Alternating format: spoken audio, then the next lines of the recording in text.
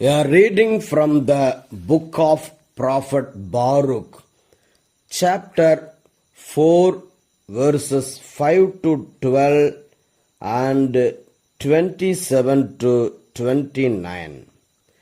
Take courage, my people, who perpetuate Israel's name. It was not for destruction that you were sold to the nations, but you were handed over to your enemies, because you angered God. For you provoked the one who made you by sacrificing to demons and not to God. You forgot the everlasting God, who brought you up, and you grieved Jerusalem, who reared you. For she saw the wrath that came upon you from God. And she said, Listen, you neighbors of Zion, God has brought great sorrow upon me. For I have seen the exile of my sons and daughters, which the everlasting brought upon them. With joy I nurtured them, but I sent them away with weeping and sorrow. Let no one rejoice over me, a widow and bereaved of many. I was left desolate because of the sins of my children, because they turned away from the law of God. Take courage, my children, and cry to God. For you will be remembered by the one who brought this upon you. For just as you were disposed to go astray from God, return with tenfold zeal to seek Him. For the one who brought these calamities upon you will bring you everlasting joy with your salvation. The word of the Lord. Thanks be to God. A reading from the Holy Gospel according to St. Luke, chapter 10, verses 17 to 24. The 70 returned with joy, saying, Lord, in your name even the demons submit to us.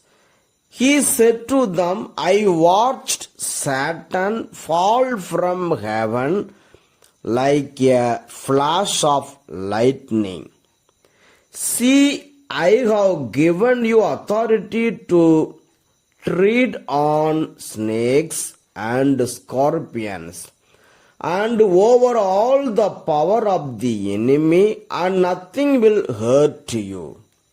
Nevertheless, do not rejoice at this, that the spirits submit to you, but rejoice that your names are written in heaven. At that same hour, Jesus rejoiced in the Holy Spirit and said, I thank you, Father, Lord of heaven and earth, because you have hidden these things from the wise and the intelligent, and have revealed them to infants. Yes, Father, for such was your gracious will. All things have been handed over to me by my Father, and no one knows who the Son is except the Father, or who the Father is except the Son, and anyone to whom the Son chooses to reveal him. Then turning to the disciples, Jesus said to them privately, "Blessed are the eyes that see what you see. For I tell you that many prophets and kings desire to see what you see, but did not see it, and to hear what you hear, but did not hear it." The Gospel of the Lord. Praise the Lord of Jesus Christ.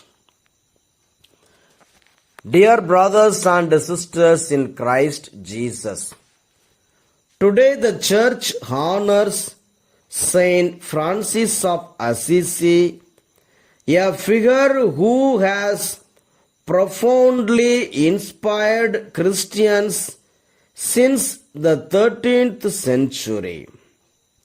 With a small group of followers, Francis founded a movement that called the church back to its fundamental vocation, emphasizing a return to simplicity and poverty. His only rule for the Franciscans was a collection of gospel texts focused on poverty and following Christ's example of suffering. Despite his brief life of 44 years, Francis left a lasting legacy that endures in the thousands who continue to emulate his way of life. In today's gospel,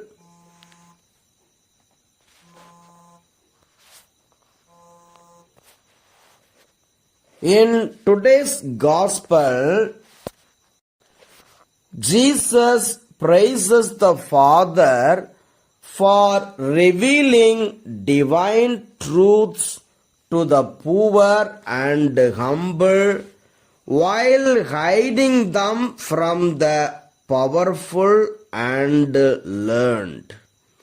This reflects a divine preference for simplicity and humility, echoing Francis' own life and mission.